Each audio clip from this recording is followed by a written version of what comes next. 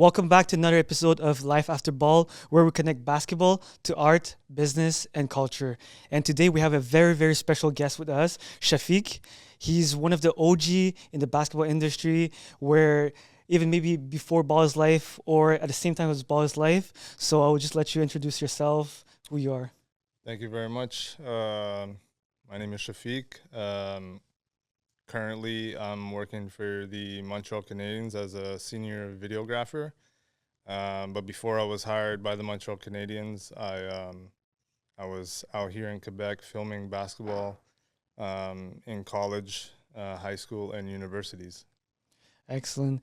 So the reason why I'm saying you're the OG is because you're the one who inspired me to do what I'm doing today. Yeah. And all the highlights, because I wish I had highlights, had mixtape of myself. I was not a good basketball player, but every kid's, even if you're good or you're bad, you always wanted to have some amazing highlights of you. And you were the one, you're the one who hype up, who made me want to go to Dawson. Yeah. Because I saw all your highlights, the rivalry between Vanier and Dawson. Yeah. So tell me a little bit, what made you start? Yeah, well, that's a good starting point because me too. I was a basketball player growing up, and I had to stop playing basketball because of a injury that I had. I had a concussion.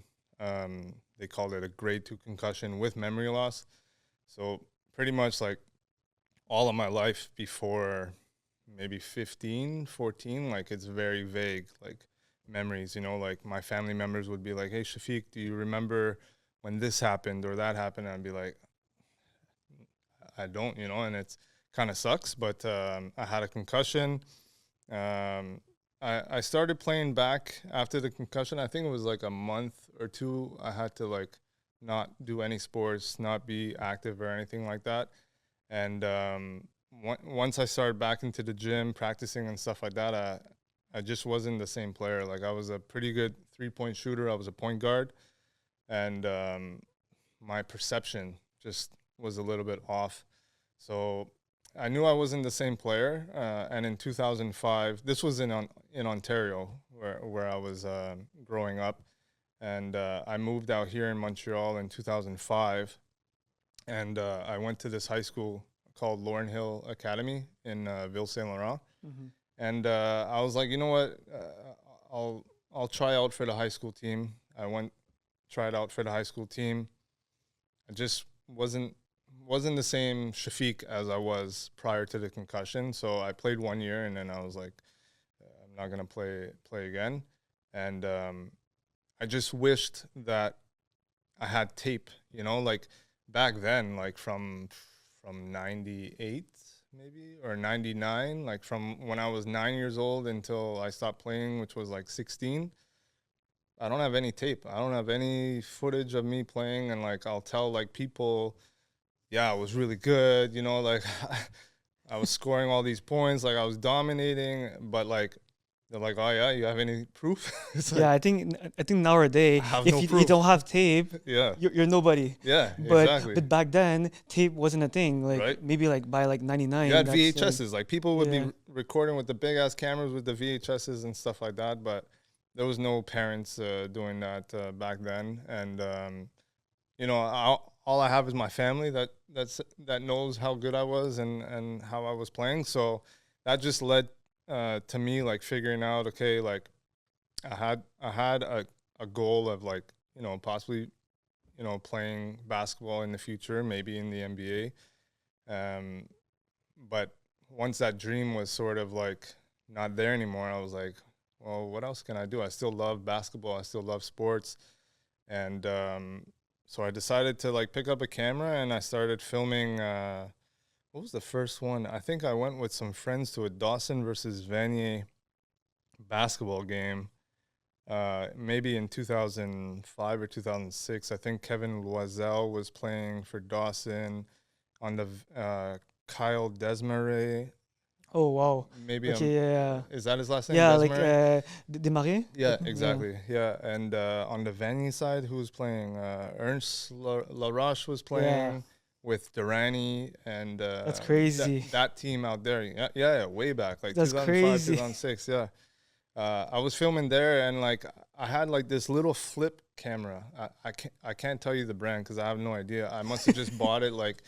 Is it like a Panasonic or something? But it took SD, maybe. Yeah, it took SD cards, and I was just like filming like like it was just like a little flip. Like picture a phone with like a flip thing, and it's just like you're filming from the stands, you know. Yeah. And like it had the digital zoom, so like every time you zoomed in, like the quality got worse.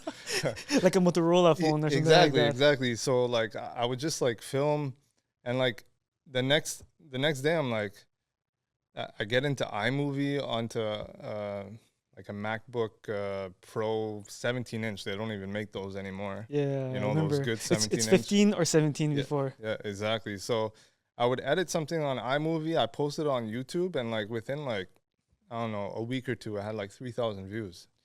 With 3,000 views, it's a lot back then. Back then, it's a lot. 2006, you know? Yeah. So I was like, okay, maybe, you know, like, and I loved the process of editing that video, you know? Like, back then, I was like more into like effects and like learning like different effects that I would put and like transitions and stuff like that. But the one thing that I think that I'm really good at is like pacing and bringing out emotion. So I always selected the right beat. And the way that I cut up the highlights and stuff like that, I always showed like the play and then like a close up of the player. Yeah. You know, like showing emotion, whether like they're celebrating the 3-point shot or like the dunk, you know. I think that was important. So like you said, you know, right now we don't have any tapes to show like that we were good, but we can still find like Keehs Production stuff, you know? Yeah. You go on YouTube and all the videos are still there. Yeah. Yeah. Thank Like, God. I sometimes still go back to see the hype, you know, like the Dawson Vanier, especially the rivalries. Yeah.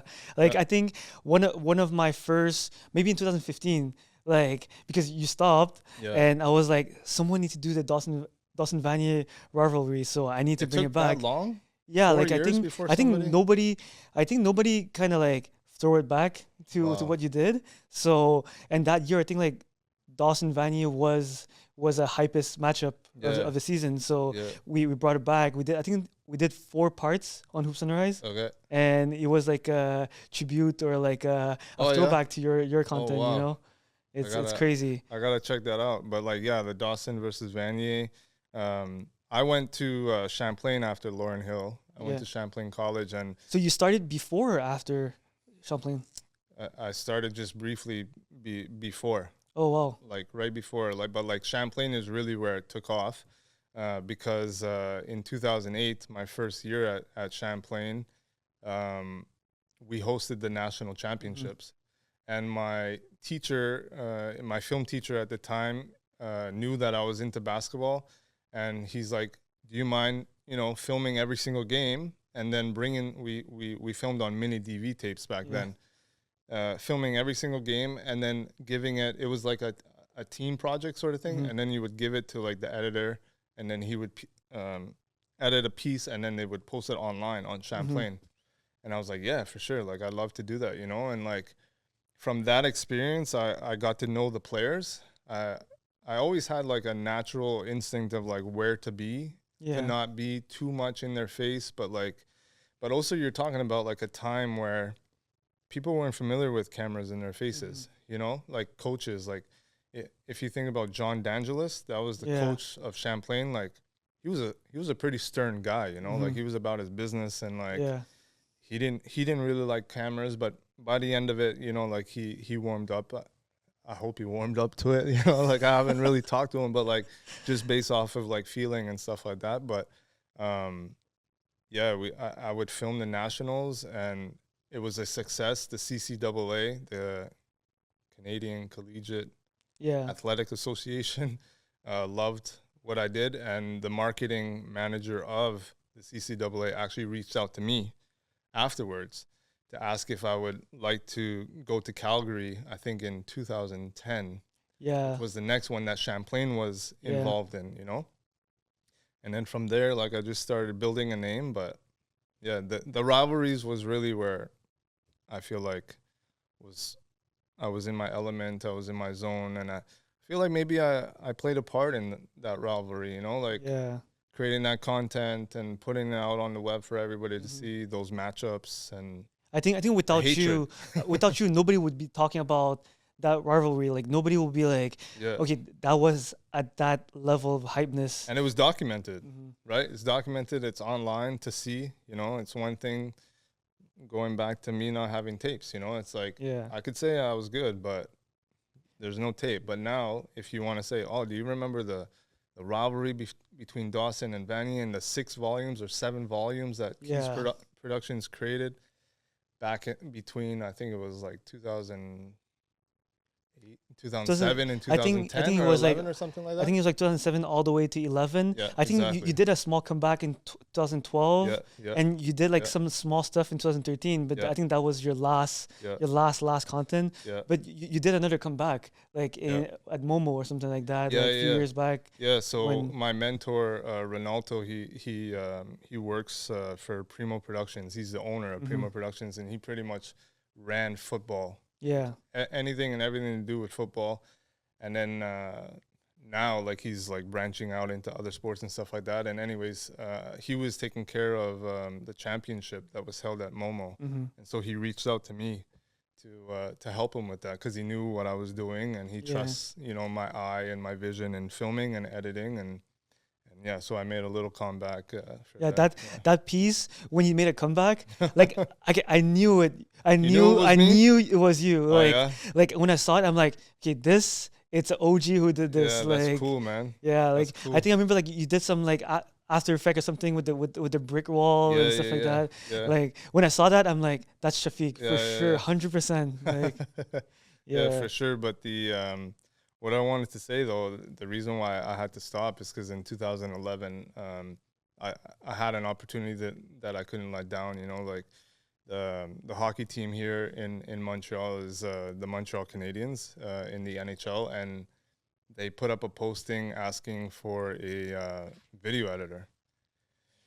And I was like, I gotta do something, you know? Like, I love what I'm doing right now, but I gotta do something. And I mean, there's a long story form. We can go long story, or we can go short. I think we're gonna do like this midway. Okay, so basically, I saw the posting online, and you know, I would talk to my mom. I was living with my mom at the time, and I still remember it to this day. We were in the kitchen, you know, catching up on our days and stuff like that. And she's like, "So, what's going on, whatever?" And I was like, "Oh, you know, the Montreal Canadiens is hiring for a video editor." And she's like, "So, did you apply?" And I was like, "You kidding me? Like, it's the no, like it's the Montreal. I would never get this job. Like, are you kidding me?" Like, and the look on my mom's eyes was just like, "You got to believe in yourself. I believe in you. You got to believe in yourself, you know." And she's like, "I'll help you with whatever you need, whatever." So, like, I think the next day, it was one day left until it closed or something. Oh, shit. Like, the job application closed. So that night, I remember staying up until like 3, 4 in the morning, creating my demo reel. I've never created a demo reel before. Oh, shit. So I took all of my good stuff that I took from like basketball, I think some stuff from artists, because I would film some gigs here and there at clubs to supplement my income, whatever. And I packaged it all together, wrote up my resume, never had like a resume, never touched a resume for like years, you know, because I've been working for myself, and sent it in. And like, next thing I know, I get a call from the Montreal Canadiens at the time, my former boss. "Yeah, we would like to have an interview with you and come to the Bell Center or whatever." And I still remember, to this day, like driving to that. I was 22. I was 22 years old. Yeah. Wow. Yeah, okay. I was 22 years old, and funny story. As I was driving to the Bell Center, I had the song "Lose Yourself" by Eminem. Yeah, I was jamming to that because I was like, "This is the classic. one. This was the classic. one. This was the one moment. You know, like I can't screw this up. This is gonna be life changing. Like to get a full-time job, you know, with the Montreal Canadiens, like an original 6 team. You know, so much history. But again, I wasn't really a hockey guy. Yeah. You know, like I would watch the highlights. I would watch the Montreal Canadiens in the playoffs, but I wasn't a diehard hockey guy. You know, like every single day, got to watch hockey. You know, I was a basketball guy. So I remember my former boss like asking questions about like, so what do you know about the Montreal Canadiens? You know, like tell us about like any history fact that you might know. And I was just like, well, I think they won like 24 cups or something like that. So I was like, yeah, like he could tell, like, you know, so he didn't like push it any further. But like, you know, I think like my talent spoke for itself, you know, and over the years, it's the work ethic and experience, you know, that kept me there. Yeah, I think nobody could have done what you were doing, like at the non-pro level, but like it's equivalent of what ESPN was doing on the TV with professional people who have like 10 years experience, but you were doing it naturally while being in CJEP. But you know what? It's for the love of it, and you know what, Russ? Like, I didn't get paid for probably from. I only started getting really paid in the last year, before I was hired by the Canadiens, because I don't know. I just loved it. I didn't see how to make money. Like YouTube wasn't what it was now than what it was in 2007. I think like YouTube was born 2005 or 2007. Exactly. One of those. I forget. So it wasn't what it was now with like sponsorships and like Patreon and like all this stuff, you know, where you can make money and stuff. So I was like doing it for free, man, doing it for the love, the recognition, the experience, the connections with the players, the feeling, like there's no better feeling. And I'm sure you feel this too. Like 100%. Then coming into a gym, top rivalry, you go into the gym, you can feel the energy. You could feel the tension between these two teams of the rivalry. And you hit the floor, and the players see you, and they're like, "Oh shit, Shafique is in the house. Yo, Shafique is here. Keehs, this is gonna be a Keehs production." Yeah, you know, and now like with Hoops on the Rise and stuff like that, I'm sure you feel that same thing, and it was that was driving me, you know. And at that time, like, I didn't know really where I was going in life, you know. Like, I loved doing this, and like my family and my mother like supported me in doing what I loved, and it was never really like a rush. Like, Shafique, you gotta like figure it out, you know. Yeah. And like it just So I just loved what I was doing. Yeah, I can 100% money didn't relate. matter, you know. Yeah.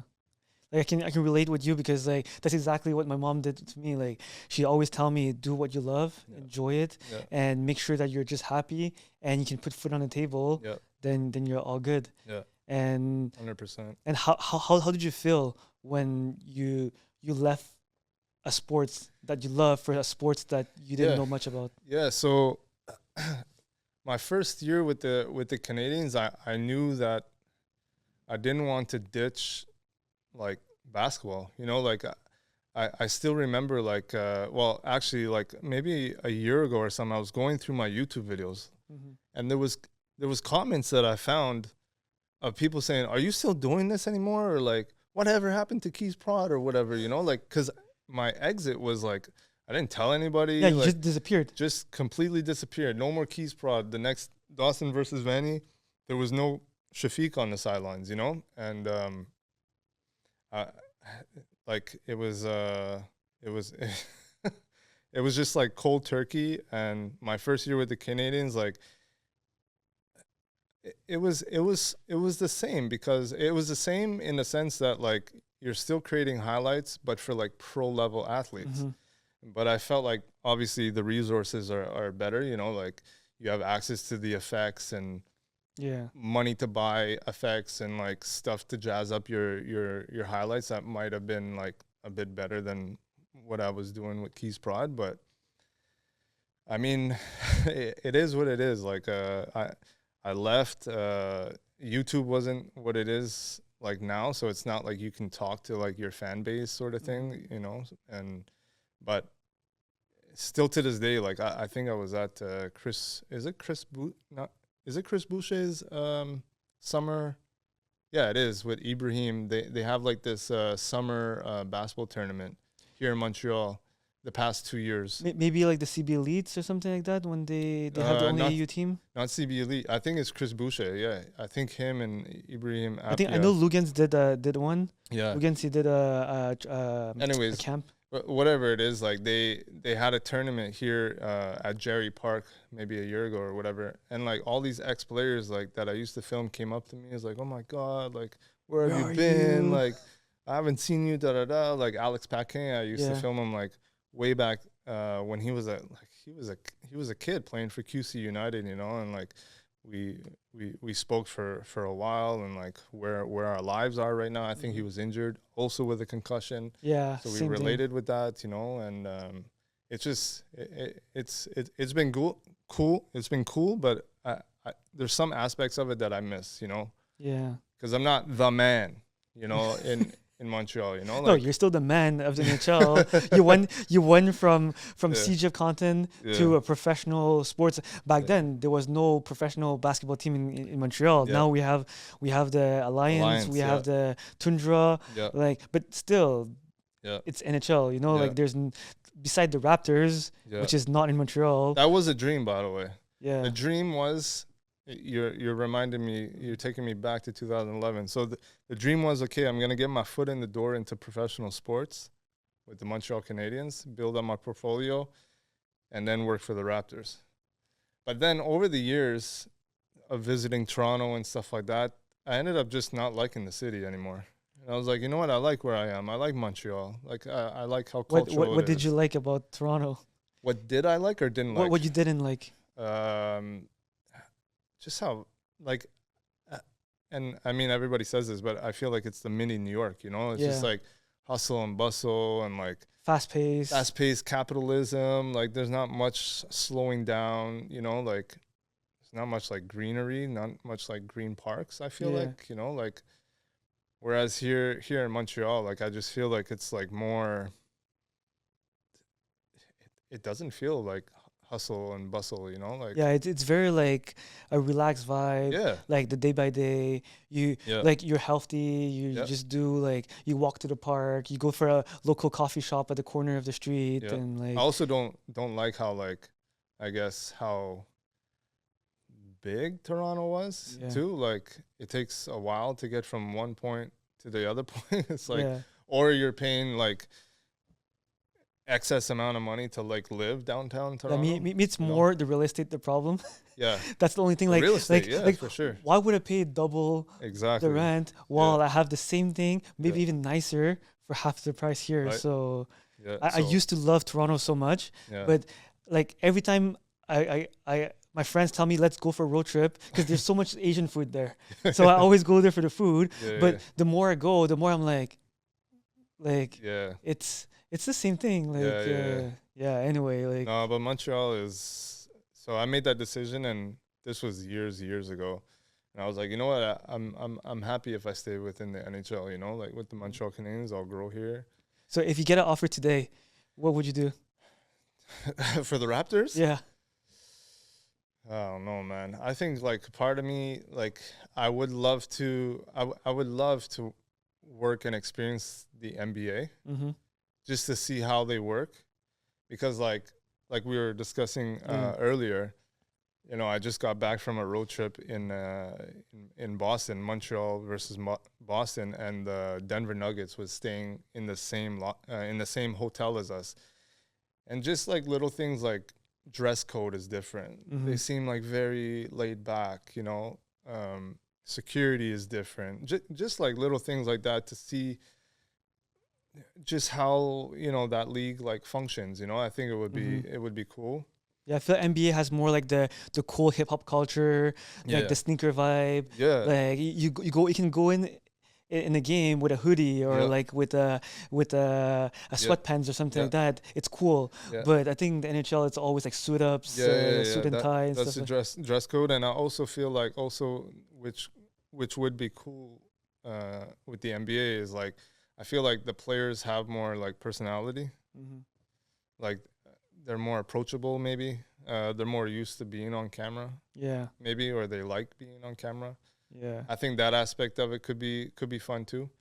But I don't know. I still love what I do. I love the Montreal Canadiens, like working for that team, and we're in a process right now, and I want to see that process through. Yeah. You know, like we're very young right now, but like when we get to the point of turning that corner of making the playoffs and stuff, that's going to be an exciting time. Yeah, I think it's been a while that the Canadian lost like first round or second round in the playoff. Yeah. But I think you guys are still like in the building process. Yeah. So when you hit like maybe like semifinal or final, that will be crazy. Yeah, because I would have seen it all. You know, like I would have. It's about like staying, you know, there to see it happen. Yeah, you're loyal. You're a loyal person to what you did, unless you're forced to do something. Yeah. But let's rewind it a little bit. Yeah. So all your skills, how did you get all of those skills? I don't know, man. You tell me. I just I think it's natural. To be honest, like my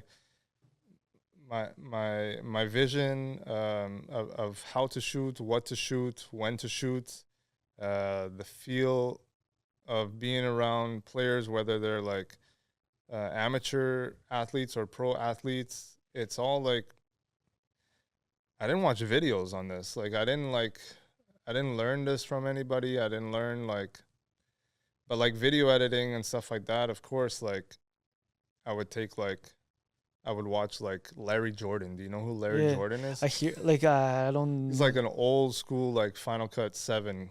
Okay, that's throwback. Yeah. Final Cut 7, like where you had to buy the discs and stuff like that. That's crazy. He would put out like tutorials on YouTube and stuff like that, and I would like watch a few videos here and there, but like nothing can teach you like pace, you know? Mm-hmm. Nothing can teach you like emotion. You got to have that within yourself, you know? And I've seen it too. Mm-hmm. Like I've been around other like pro video editors and like from other teams, and like cuz I'm always seeing like what other teams are doing and stuff like that, and it's just like, okay, it's cool, but like where's the emotion? Mm-hmm. You know? Maybe I wouldn't have chose that beat, or you know? A lot of people are just like highlights. Yeah. But there's no like the coach cheering. There's no like the bench going hype, the crowd. Like it's all about Reaction the highlight. Yeah. Like you had a very special like feel of the game that nobody ever transitioned those from the live into a tape moment. Yeah, but I will say that like I think like I don't know if they were an inspiration, but like I definitely kept my eyes on Ball is Life. You know, I don't know. Do they exist still? Ball is Life? I think they're still there, but not as big as before. Okay. Like before, like it was only Ball is Life, but now it's like overtime took over a little bit. But I would watch their stuff and I'd be like, man, those transitions are cool. Yeah. You know, those transitions are cool. I gotta get those transitions. I think if I get those transitions, it'll up my game and stuff like that. But then there's some videos I would create and like there's no transitions, you know, like so, but there's emotion and the music is right, and you know, and then I sort of dabbled within like motion graphics. Yeah. I would feel like the motion, everything like editing and like feel and stuff like that, I would say it's natural, but like anything you would have seen with like motion graphics, like an intro or something like that, I definitely put in time on Video Copilot. You remember that website? That's crazy. Website? Like I hear about it because I was not a FCP editor, but like I always try to find the alternative for Premiere because I was more like a Premiere editor. Well, this was like After Effects. Yeah. After Effects work, and I remember spending an entire summer like That's just crazy. behind my laptop every single day watching Andrew Kramer on Video Copilot and just learning effects, learning 3D camera space, learning text, you know, like learning animation and stuff like that. So you're more like a self-learner from YouTube. Yeah. All self-taught. Like I was never like one-on-one with anybody. That's crazy. Yeah. And what leads you to like choose Champlain has a education while you self-taught most of the stuff? Why did I choose Champlain as a school to go to? Yeah, to continue your education. I felt like I don't know, man. To be honest, like I remember going to Vanier, I remember going to Dawson and then Champlain and seeing their video. I knew I wanted to go in video production.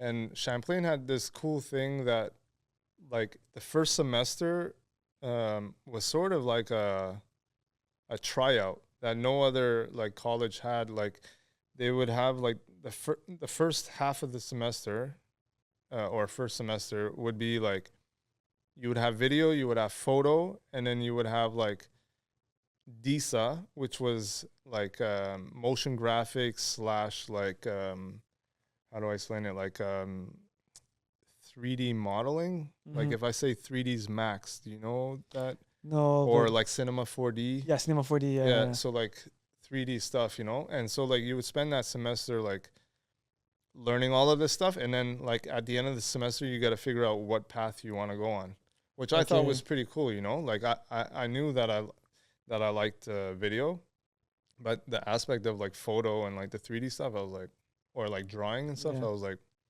that's pretty interesting. And then from that, I learned photography, like, and the real photography, like in the dark room, because Champlain had a dark room. So yeah, like, I wish they still teach those type of stuff right now, but maybe they do, but So I don't know. I think Champlain does. Wow. Yeah, they still do it. And you would take a photo like with the film and everything, and you take the film and you put it through the negative process in the dark room, and like all of a sudden like it appears, you know, like that's crazy. In the water or whatever. I don't know all the terminology and stuff like that, but it was super cool. And so like I learned that, I also like photography. I didn't really like the 3D stuff and like the drawing stuff, so I ended up just going into video. And so that's why like I chose Champlain, but also I felt like it was away from distractions. Like I felt like Dawson, like you're in the center of downtown. Yeah. There's a mall attached to you. Every break, I went to Dawson, so every break,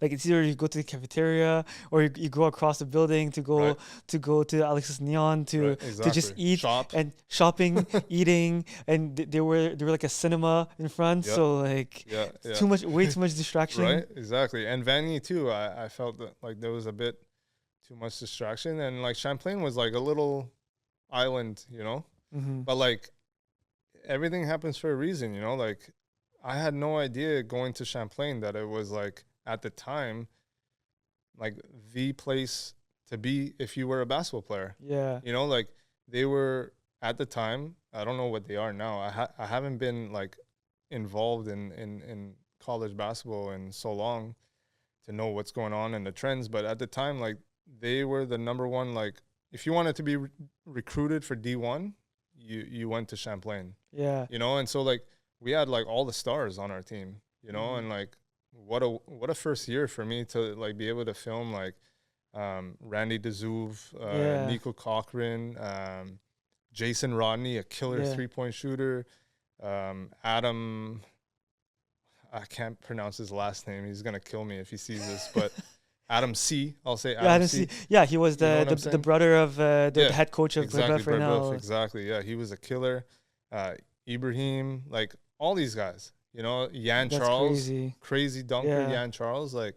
Yeah, I think I saw some highlights of him on YouTube. Yeah, it's crazy. Yeah, he jumps so high. So like, it's like I was filming an all-star team every single day, you know, or every single game that I was filming. You know? Yeah, I don't think we have those talents anymore. Like today, maybe there is, now, but like you will get like 1 or 2 guys per team, but not a stacked starting 5 of all-star guys. Yeah, the bench too, like Caleb Noel, I think his name is, another crazy dunker. So like I was like in the right place at the right time. 100%. Everything happened for a reason, and every game, man, I was there. Every game. That's crazy. Every game. That was me back in 2015. Yeah. 2015, I was like, every time there's a game in Montreal, I'll be in the gym. Yeah. Like for like I think like 4 years in a row, and when COVID hit, that's where like I was like, okay, I need to take a small break. Yeah. But yeah, every game, man, and we were filming on mini DV tapes at that time. Yeah. So like editing that. Yeah, you need to cut that, transfer that into digitals, and it's crazy. So like, let's say you film like an hour on a mini DV, it's real time that you're watching an hour. You know, nowadays SD card, whatever. You stop. You film an hour. You can like scrub through the whatever because you know, okay, at this point, like I have a good highlight or whatever. But with mini DV, you got to watch the entire thing and it takes time. Yeah, like that's exactly, it's the equivalent of when I first started, when I just click on record and I just leave it there, and maybe like I stop it after like 4 minutes, and after that I realize that I'm wasting storage, I'm wasting time to review it. I'm like, might as well just stop it at a moment that you don't need it. Stop and record. Yeah, for sure. And 100%. so how did you feel when overnight you just, from going to all the all-star games, like all the all-star players, to just vanish, disappear? Like, what was your thought process? Like, what made you say like I don't want to shoot basketball anymore? Like I'm out of that. Getting hired. Yeah. You know, if I didn't get hired by the Montreal Canadiens, then I would probably, I don't know if I'd still be doing it now, but I would still be doing it then, you know, for sure. Yeah, but like you didn't want to like still like go back in the gym like once in a while. Yeah, but I felt like, well, you said that you came in around 2015 or whatever. Yeah. I guess like the first 4 years, like there was like, I think the first 2 years I tried it, but like it was just too much, man, to work your day job. And then like there was a couple of times like I would finish my shift at like 5 or 6 at the Bell Center. And then, like, I would drive to, like, a Huntsic or to Vanier or to Dawson to film games until, like, 9 p.m. or whatever. And then I have to wake up and go back to go to my day job. And I was like, this is a lot. It's too much, you know? So, yeah. Okay. And if you can tell me, like, is there, like, any, like, dream project that you would ever, like, wanted to work on? Like sports or anything? Anything right now. Filming wildlife, like a Nat Geo documentary or something like that. Like that's the dream. Like that's where I wanna. If I got the opportunity, like that would be a dream, you know. Like I just have a love for animals, and I've seen countless documentaries. There's countless of them, like on Netflix, YouTube, and stuff like that, where like the filmmaker shows what it takes to like document this like Siberian tiger out in Russia. Yeah, that's crazy. And it's like, man, this is, and you see the shots that they come out with, and or if I'm not filming that, then editing a piece like that, you know, something with like a story of wildlife and stuff like that. That's crazy. Like going from basketball to NHL, and after that going to like the other extreme, but if which you is think peaceful. About it, if you think about it, the basketball I started maybe when I was, what was I, 17, 18 years old. Hockey I started at 22. Yeah. Now I'm gonna be 35 in March. Yeah. Oh shit. I'm growing through it, right? Yeah. And as you're growing, you're learning about yourself. You're learning about what you like, what you don't like. And stuff like that. So yeah, I mean when I tell people that too, is like, what's your dream? They're expecting like, I don't know, if I'm working for another NHL team or if I'm working for the NBA, and then I hit them with, I'd like to film wildlife or photograph wildlife or whatever. That's crazy. People are like, what? That comes from like left field, you know? But yeah, when you just told me right now, I'm like, that's a big shift. Like it's a complete different industry. World. Yeah. And that's where like the life after ball is. Like you like some players get to play as long as possible. Some player get their path cut shorter, and they need to figure something out. I still play. I still play here and there. Like obviously not competitively or whatever, but like pick up by myself. I'll go to a court and shoot and whatever. But like, yeah, I love the game of basketball, and look at where it took me. You know, like. 100%. It's crazy. And if someone would want to do what you were doing, what would be your advice for those people? Professionally or the basketball stuff? Both. Like someone who like trying to find a passion, someone who tried to do something outside of the sports. Like, because I think a lot of people in our industry are self-taught or they were doing on the side. So what would be your advice for them? I would say practice, man. Like, and believe in yourself, not to be like overly confident or anything like that. But like with the basketball stuff, you gotta find something that you love and just like learn as much as you can. And then for the professional stuff, I would say a lot of the stuff, like, it's not so much what you know, it's about who you know. Yeah.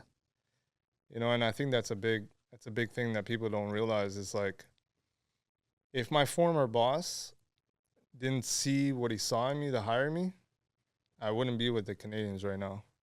Mm-hmm. So it's not so much what I know, it was who I knew, you know?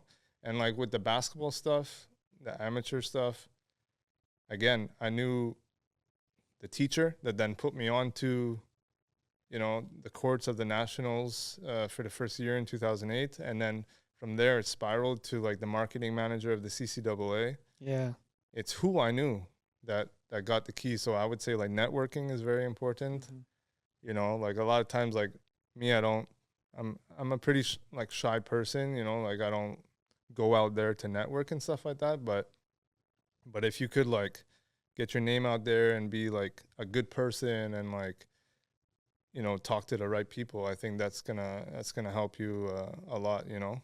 Yeah, 100%. And take the time and don't get frustrated if it doesn't happen, you know. Just keep going. Like networking is the most important thing. Like who you know, like being at the right place at the right time. Exactly like you. Like you at Champlain, like when to have a powerhouse, and you met the right people and you had the right connection and everything. So that's crazy. Yeah. Another lane that I took actually with the basketball stuff is like, so the season would end with school, whatever, and then it was the summertime, the AAU, and this guy named Igor reached out to me. He ran the AAU team here in Quebec called QC United, and he hired me the whole summer to follow his boys, his kids, and one of them was like Jason Chartouni, Alex Paquin. There's a couple other ones that is not coming to my mind right now. Mamadou, I think he played for Momo. He ended up playing for Momo, Mamadou. There's a couple, Jason Tyrell, Jordan Tyrell.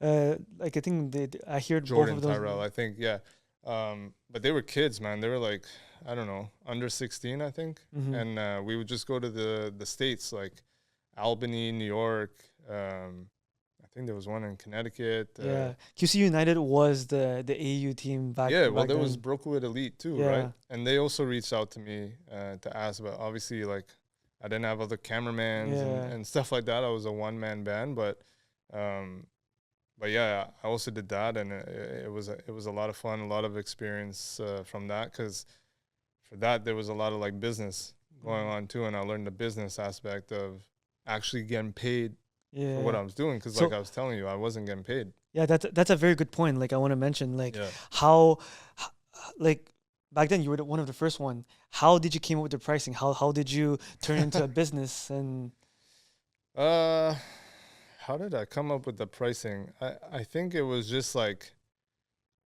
what I thought I was worth. And no, but for real, like what I thought it was worth, how long I thought it would take me to create like a player highlight, let's say. And then I would go up to the player and I'd be like, this is what it is, you know, and they found it affordable. So I'm like, okay, I guess I'm within like market, you know, like, and then like after I got my third one, and then I got my fifth one, and then I got my 10th one, and then I got my 20th one. Then I was like, okay, well, I guess I'm not out of market to ask for this price, you know? But then it wasn't really like I wasn't making like crazy amounts of money, you know? Like it was just like here and there, like good money, some money. But the thing with the AAU thing, I think it was just like an amount that we agreed to for the amount of months that I was going to be with him and or that team. And at the time I was young, I wasn't making money off of this, so I was like, I probably got paid less than what I probably should have. Yeah. But I took it anyways, just because like one, I never got paid much for this kind of stuff, and two, like I was like, it's gonna be a good experience, you know, for me. Yeah, I think like, how do you feel about like those kind of stuff? Like in a way, like I'm not gonna call it give it back, but more like build it for portfolio. Like Yeah. what would be the advice for that? For example, like kids who doesn't have a portfolio. Well, I don't And- think that. I think, yeah, that's a tough question because, like, on the one hand, I feel like it doesn't matter if you don't make money because, like, you're working on yourself, especially in the beginning, and trying to find yourself and trying to find your identity and like what you do good, and like the style that you present. But on the other hand, I'm like, I don't really believe when people say, oh, just do it for the exposure, it's just for free, you know, like come come do this work, it's going to be good for your portfolio and it's going to be good exposure, you know, but like at the same time it's like it's not putting food on my table, you know, like and it's almost like I get it, but like I don't know. There's something that doesn't sit right with me. Like exposure doesn't pay the bills. Like the like doesn't pay the bills. Right. The following doesn't pay the bills until someone actually pay for your work. Exactly. But I think in the beginning, when you're first starting out and starting to get a name and stuff, I think you gotta pick and choose what you would want to spend your time on and not make money from, and then the projects that you feel like you should be getting paid from. And then eventually after that, once you get your name out there and you start, you know, developing your style, like I was saying, and then I think like you shouldn't be doing anything for free, you know? Yeah. Unless it's for like your family or whatever, you know? Yeah, friends, family, like Friends, sometimes family. you can do them favors, favors, you know? Yeah. Those are good favors. You need to treat your friends in some time. 100%. And yeah, like just one last thing. Yeah. Like how's your experience working for a pro team? Like the transition, like how did you enjoy it? And like I mean it's a dream, right, to work for pro sports. It was one heck of a step from like what I was doing to like pro sports. This currently is like my 13th season with the team, so I've seen a lot, I've done a lot, and like you continuously learn, you know, because like the industry continuously changes, technology continuously changes, so it's like you're constantly like learning, you're meeting new people, you're being challenged in different ways, whether like you meet another creative that might have like a different skill set than you, and you're like, oh, I really like that. Maybe like I'll try to like implement that into my style, you know, or something like that. So it's been fun, man. It's been really good. I have no complaints, and yeah, it's been fun. That's good. That's amazing to share your experience, and thank you very much for your time today. Yeah, and for sure. If someone want to see your portfolio or stuff that you did before, like how can we find you? I think that's a funny question, man. Well, first off, I'll say my Instagram. You can find me at s.bakush. That's Bakush. You could find my portfolio and work there. But my Keehs Prod stuff, I think it's on YouTube, because I changed Keehs Prod to S Bakush Films, I think. Okay. So I think if you just type Keehs Prod, so KEEHS PROD, on YouTube, you'll find Keehs Production. Yeah, Keehs Production, we're gonna find it like you'll anyway. Find it on YouTube somewhere for sure. It's funny that I should know this, but it's been so long that I haven't checked my YouTube page and stuff like that. But I'm pretty sure if you type in Keehs Productions on YouTube, you'll find something for sure. All right. Yeah. All right. Thank you very much for your time. Thanks, man. And thank you for watching another episode of Life After Ball. And if you have anyone that you would like me to invite as a guest, just put them in the comment below. Subscribe, like, do whatever you want. Share it with someone who, all the players that he mentioned, maybe someone's gonna want to watch it. So yeah, for sure. Thank you. This was a lot of fun. Thank you. Have a good day. All right. See you.